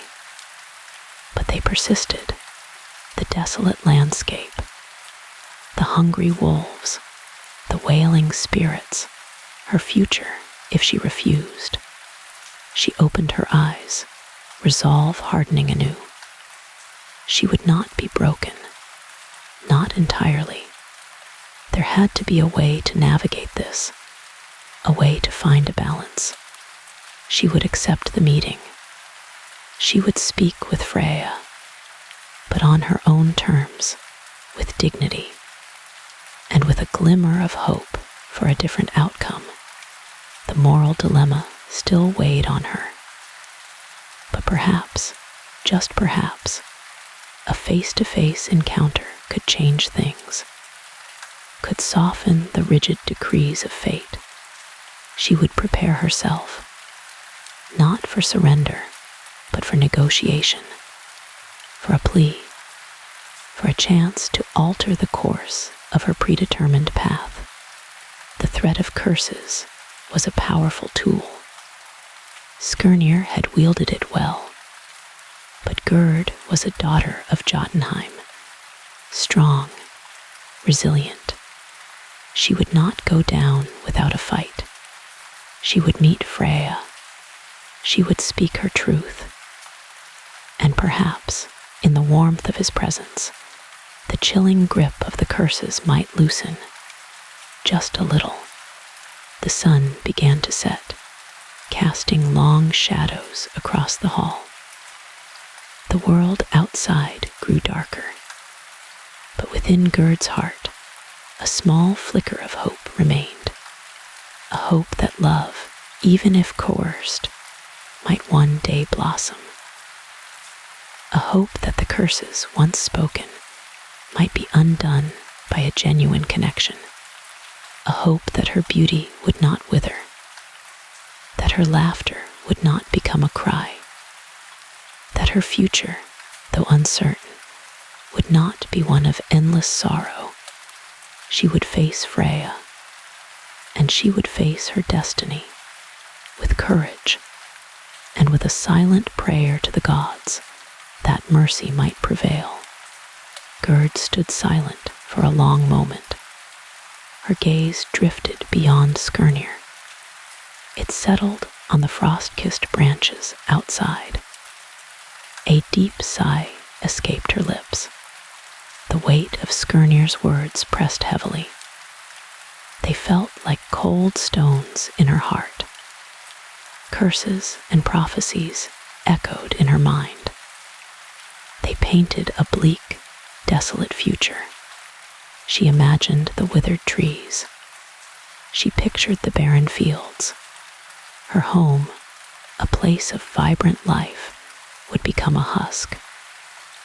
This vision filled her with dread. A tremor ran through her. It was not of fear, but of profound weariness. The fight had drained her spirit. Her defiance, once a blazing fire, now flickered low. 9 nights, she murmured. The words were barely a whisper. They seemed to hang in the crisp air. Skirnir leaned forward, his breath held. He watched her intently.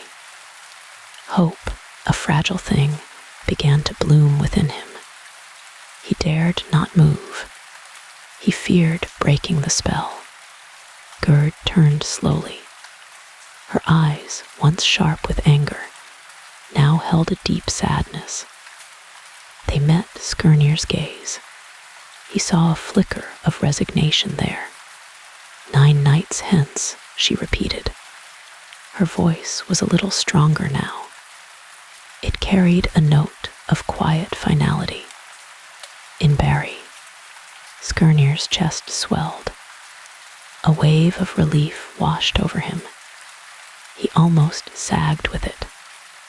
The journey's true purpose was within reach. Barry, he echoed softly. He knew the sacred grove well. It was a place of ancient power. It was hallowed ground. But hear me, messenger, Gerd continued. Her voice gained a new firmness. A spark of her former will returned. It ignited in her eyes. Skirnir straightened. He listened attentively.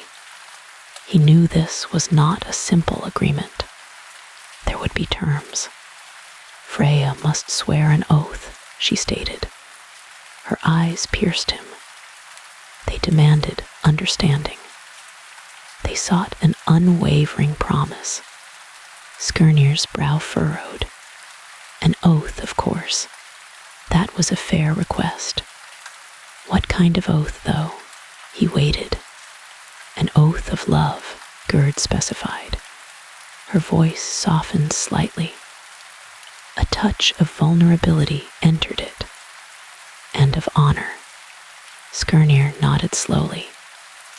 This was a deeper vow. It went beyond mere proposal. It spoke of true commitment. He must swear to cherish me, she continued. Her gaze held his. To hold me in high esteem, to never bring me sorrow.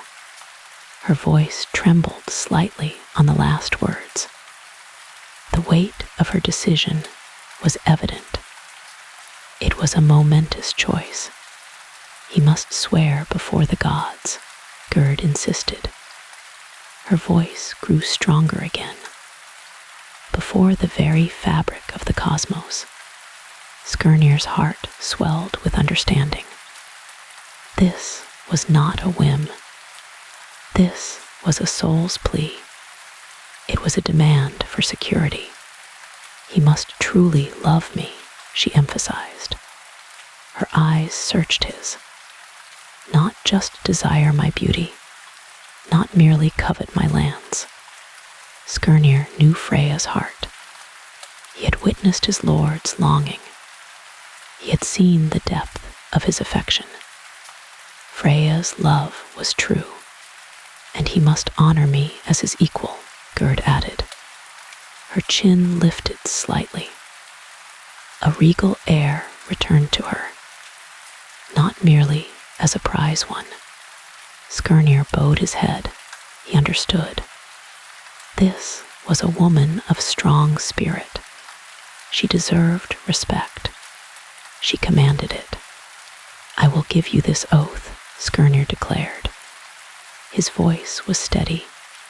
It was filled with solemn conviction. By my honor, I swear it. He placed a hand over his heart. His gaze met hers. He wanted her to see his sincerity. He wanted her to believe him. Freya will love you, Gerd, he promised. His voice was soft but firm. With a love as deep as the roots of Yggdrasil, Gerd watched him. A flicker of something, perhaps dawning hope, crossed her features. It was fleeting, though. He will honor you, Skirnir continued. His voice gained strength. As the sun honors the earth it warms, as the moon honors the tides it sways, he felt the truth of his words. Freya's devotion was absolute. His admiration for Gerd was boundless. He will protect you, Skirnir vowed.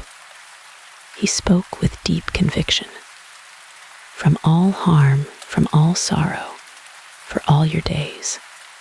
Gerd's eyes softened further. A hint of trust began to appear. It was a fragile, nascent thing. This I swear to you, Gerd, Skirnir concluded. His voice was a solemn pledge.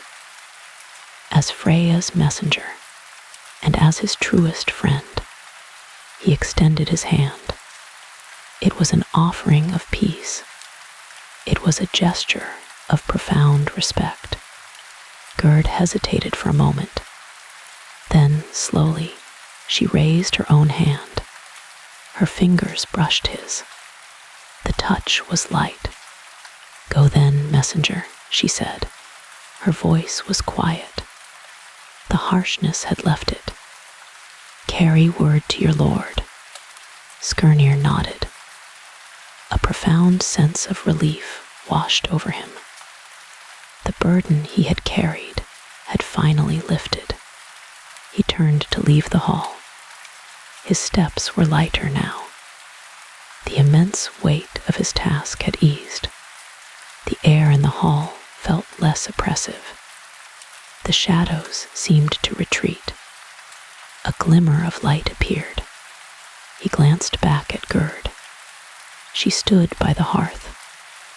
The flames cast dancing shadows around her. She looked contemplative. Her face was no longer defiant. It held a quiet dignity. A sense of acceptance had settled upon her. Skirnir exited the great hall. The biting cold of the Jotunheim winter greeted him. He barely noticed it. His heart sang with triumph. He had succeeded. He had brought Freya's courtship to a hopeful conclusion. He walked quickly through the snow. His breath plumed in the frigid air. The wind whipped at his cloak. The stable was a welcome sight. The warmth from the horses was inviting. It was a haven from the cold. He found his steed. It was a magnificent creature. Its coat gleamed in the dim light. Its eyes were intelligent. Good boy, Skirnir murmured. He patted its neck.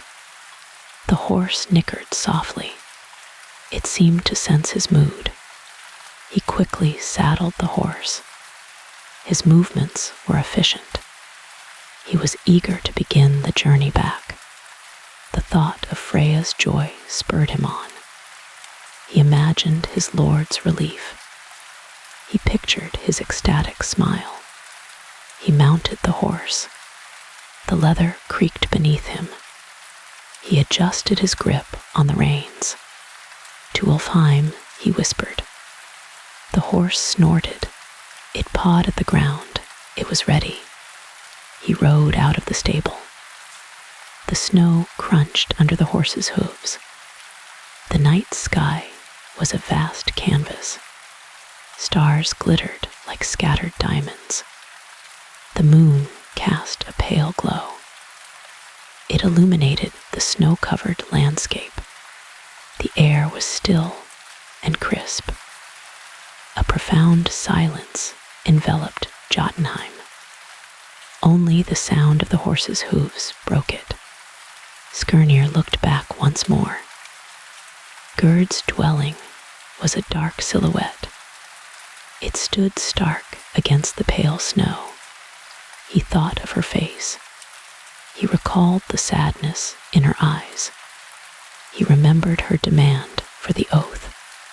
He knew her concession was not easy. It was born of necessity. It was a sacrifice for her kin, but he also sensed a flicker of something else. A quiet curiosity, perhaps, a burgeoning hope. He turned his gaze forward. The path back to Ulfheim stretched before him. It was long and arduous, but now it was filled with purpose. It carried the promise of joy. It held the hope of a new beginning. He urged his horse onward. They galloped through the frozen landscape. The wind whistled past his ears. The thought of Freya's happiness propelled him. He imagined the celebrations. He pictured the union. He thought of the lush fields of Ulfheim. He envisioned the golden grain. He saw the blossoming trees. He knew Gerd would bring new life. Her presence would enrich the realm. Her beauty would grace it. He rode for hours. The cold bit at his cheeks. His fingers grew numb despite his gloves, but he felt no weariness. His spirit was uplifted. He was a bearer of good tidings. The mountains of Jotunheim loomed. They were dark, jagged peaks. They seemed to pierce the very sky. He navigated the treacherous passes. The horse was sure-footed. It moved with practiced ease. He recalled the threats he had uttered. The terrible curses, the dire prophecies. They had been harsh, but they had served their purpose. They had broken Gerd's resolve. They had paved the way. He felt a pang of regret. He wished he hadn't had to resort to such measures. But there was no other way. Freya's love was too great, his longing too profound, the stakes too high. The fate of Ulfheim rested on this union. The prosperity of the land depended on it. The happiness of its people. He rode through a narrow gorge. The towering rock walls seemed to close in. The air grew colder. He was grateful for the horse's strength. It carried him swiftly. It bore him steadily onward. He imagined the meeting in Barry. 9 nights hence, the sacred grove. He pictured Freya's face. It would be radiant. It would be filled with anticipation. He thought of Gerd's beauty. It was formidable. It was captivating. Their union would be powerful. It would be blessed. It would bring great joy. The stars began to fade. The first hint of dawn appeared. A pale light touched the horizon. The sky shifted from black to deep indigo, then to shades of purple and rose. It was a beautiful sight. He urged his horse to a faster pace. The end of Jotunheim was in sight. The border was near. He felt a surge of exhilaration. He was almost there, almost back to Ulfheim. He would tell Freya everything, every detail of the encounter, every word exchanged. He would recount Gerd's defiance, her strength, her eventual concession. He would describe the demand for the oath, her quiet dignity, her profound sadness, and he would deliver the news, the good news, the news of their union. He thought of the oath. He had sworn it truly. He had felt the weight of it. Freya would honor it. He knew it in his heart. Freya was a god of truth. The sun began to rise. Its golden rays touched the snow. It sparkled like a million diamonds. The world seemed to awaken. The silence of the night receded. The promise of a new day emerged. Skirnir felt a deep sense of accomplishment. His mission was complete. His duty fulfilled. He looked ahead. The familiar landscape of Ulfheim was beginning to appear. The trees were taller. The air was softer. The light was brighter. It was home. He spurred his horse on. The wind whipped through his hair. A smile touched his lips. He was bringing joy back. He was bringing hope. He was bringing love. The journey was almost over. The long, arduous trip, the difficult negotiations, all of it had led to this moment. The promise of a new beginning, the dawn of a new era. He imagined the wedding feast, the laughter, the music, the joy. He pictured Freya and Gerd together, their hands clasped, their eyes filled with love. It was a beautiful vision. It filled his heart with warmth. It made the bitter cold recede. He was almost to the border, the line between worlds, the threshold of his success. He thought of Gerd again, her quiet strength, her profound sacrifice. He hoped she would find happiness. He truly did. She deserved it. And Freya would give it to her. He would cherish her. He would honor her.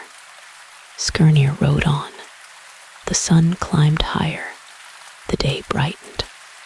He was almost home, almost there, to deliver the news. His heart was light. His spirit soared. The future was bright. The courtship of Freya and Gerd. It was almost complete.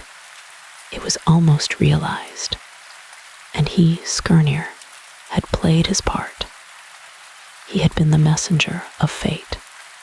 He had brought love to Freya and a new home to Gerd. He had brought peace. He smiled broadly. The world felt right. All was as it should be. A soft breeze whispered. It rustled the leaves gently. Freyr stood by the golden gate.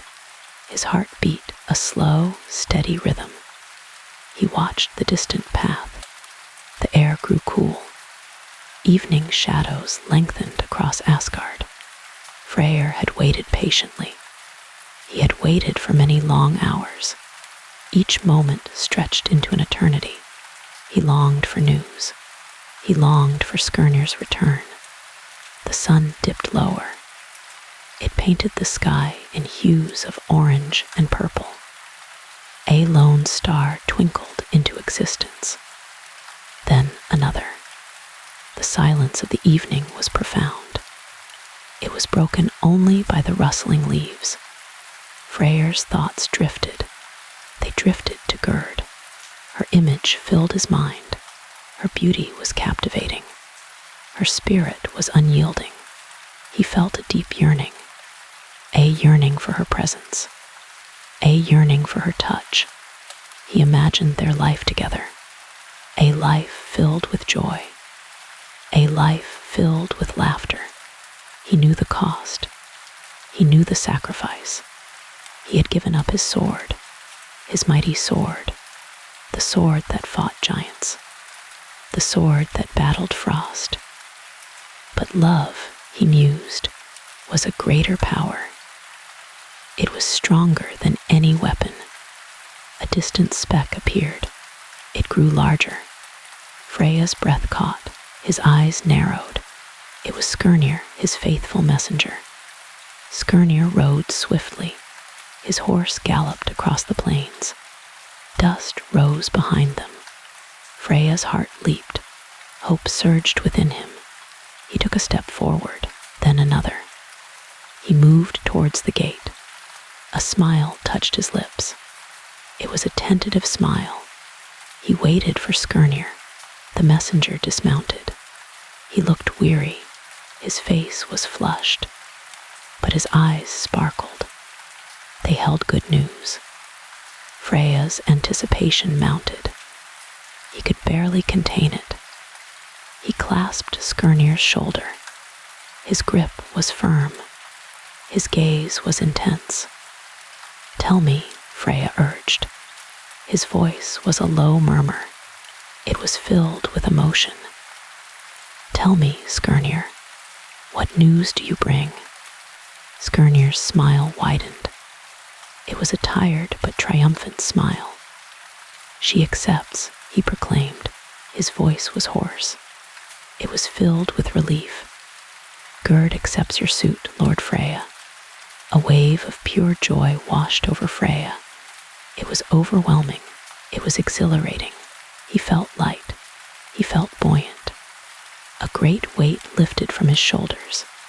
He threw his head back. He laughed aloud. His laughter echoed through the twilight. It was a sound of pure happiness. It was a sound of unburdened delight. "She accepts," he repeated. His voice was filled with wonder. He could scarcely believe it. It was true. His dream was coming true. Skirnir nodded.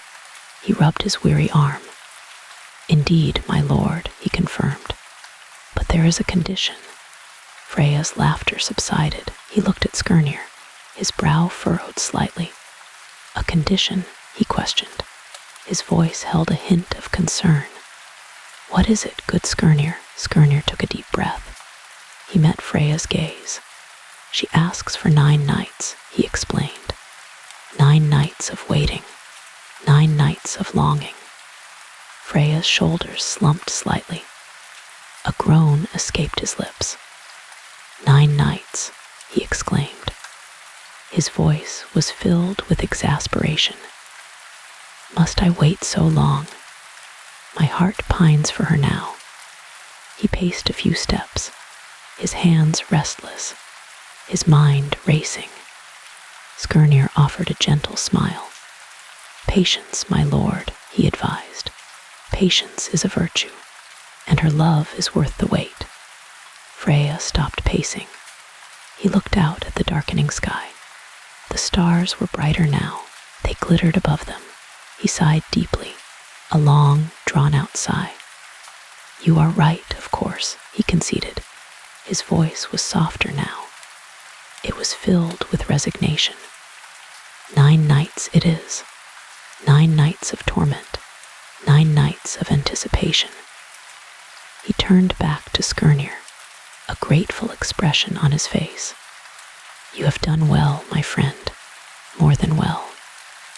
You have brought me the greatest gift. Skirnir bowed his head.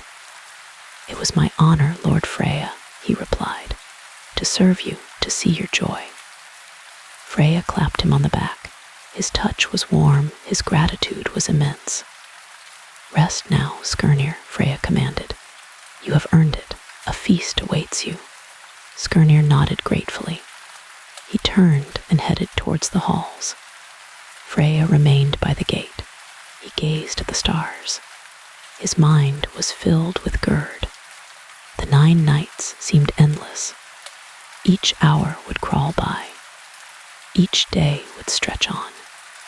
But he knew it was worth it. Every moment of waiting, every pang of longing. He thought of his sword, his magnificent sword. It was gone now, given away, a sacrifice for love, a powerful weapon, a symbol of his strength. But his love for Gerd was stronger. It was a different kind of strength, a strength that transcended battles, a strength that forged bonds. He felt no regret, not truly.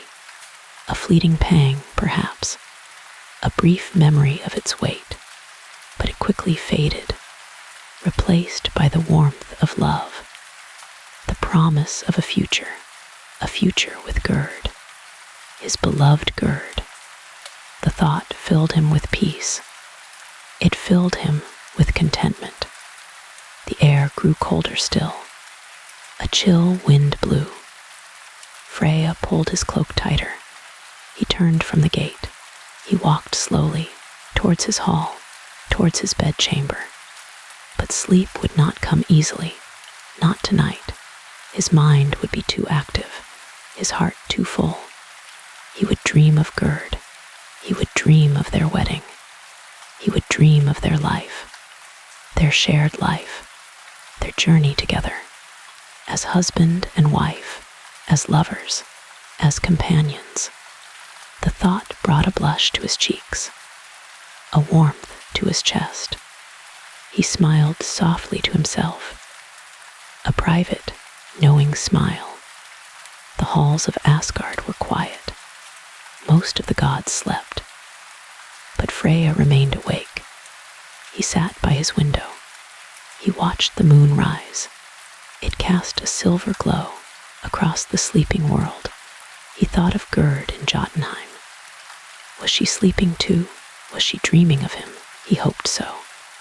He longed for their meeting, their first meeting as betrothed. He imagined her smile, her captivating smile. He imagined her eyes, her clear, bright eyes.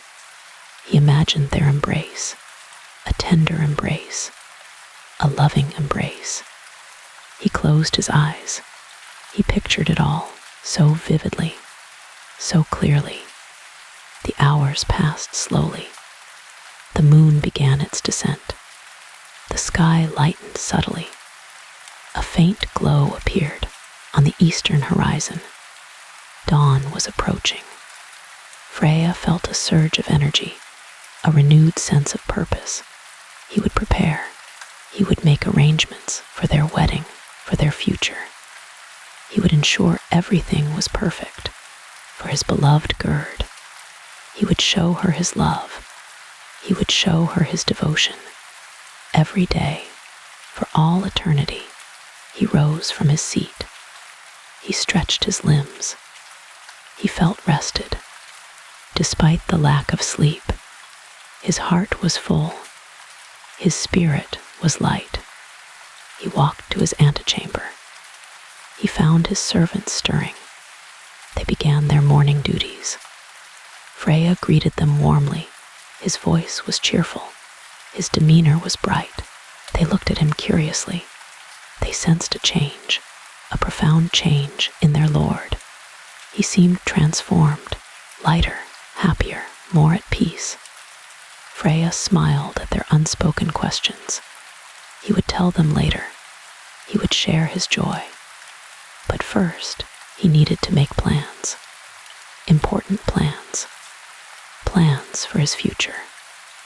Plans for their future.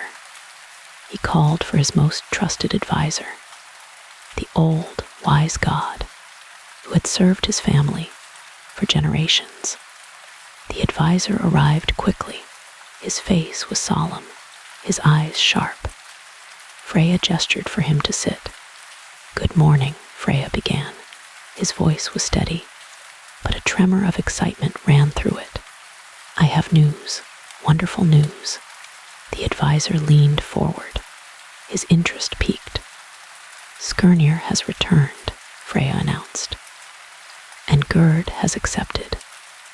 A smile bloomed on the advisor's face, a rare and genuine smile. "This is indeed wonderful news, my lord," he said. His voice was filled with warmth. "Congratulations." "Thank you," Freya replied. His heart swelled with emotion. "But there is a condition, a period of waiting, 9 nights. The advisor nodded slowly, his expression thoughtful. "A brief delay, my lord," he commented, "but one that will only deepen your anticipation, your love." Freya agreed wholeheartedly. "Indeed," he said, "and in these 9 nights we must prepare for the wedding, for her arrival." The advisor's eyes gleamed. "Of course, my lord," he said. "What are your wishes?" Freya leaned back. He clasped his hands. He began to outline his vision, a wedding unlike any other, a celebration worthy of Gerd, a feast of abundance, music that soared, decorations that shimmered. He wanted every detail perfect, every element infused with love. The advisor listened intently. He took notes. He offered suggestions. Their conversation flowed easily. A shared purpose, a common goal, to celebrate love, to honor Freya's choice. They discussed the journey, Gerd's journey from Jotunheim to Asgard, how she would be escorted with honor, with respect. They spoke of her new home, her chambers in Freya's hall, how they would be prepared to welcome her, to comfort her, to make her feel safe, to make her feel cherished. Freya wanted her to feel at home, to feel loved. From the very first moment she stepped into Asgard, he wanted her to know she had made the right choice. The sun rose higher. Its golden rays poured through the window. They illuminated the room. They cast a warm glow on Freya's face. He felt a profound sense of peace, a deep contentment. He had found his love. He had made his sacrifice, and he knew, with every fiber of his being, it was worth it. Every single moment, every single sacrifice, for Gerd, for their future, for their love. The advisor finally rose. He bowed respectfully. "I will make the arrangements, my lord," he promised. "All will be ready for your beloved Gerd." Freya thanked him again, his heart overflowing. He watched the advisor leave. Then he turned back to the window. He looked out at the world that would soon hold his beloved, his future wife, Gerd. He imagined their first dance, their first kiss, their first shared laughter. He pictured her beside him, in his hall, in his life, through all the seasons, through all the years. He saw their hands intertwined, their spirits connected, a bond unbreakable, a love eternal. The thought filled him with warmth. It filled him with joy. He closed his eyes. He breathed deeply. The scent of fresh air, the promise of a new day, a new beginning. The 9 nights would pass. He knew this. They would be long. They would be arduous, but they would end. And then she would be here in Asgard with him. His heart swelled with anticipation. He felt a profound gratitude for love, for destiny, for Gerd. His beautiful, strong Gerd.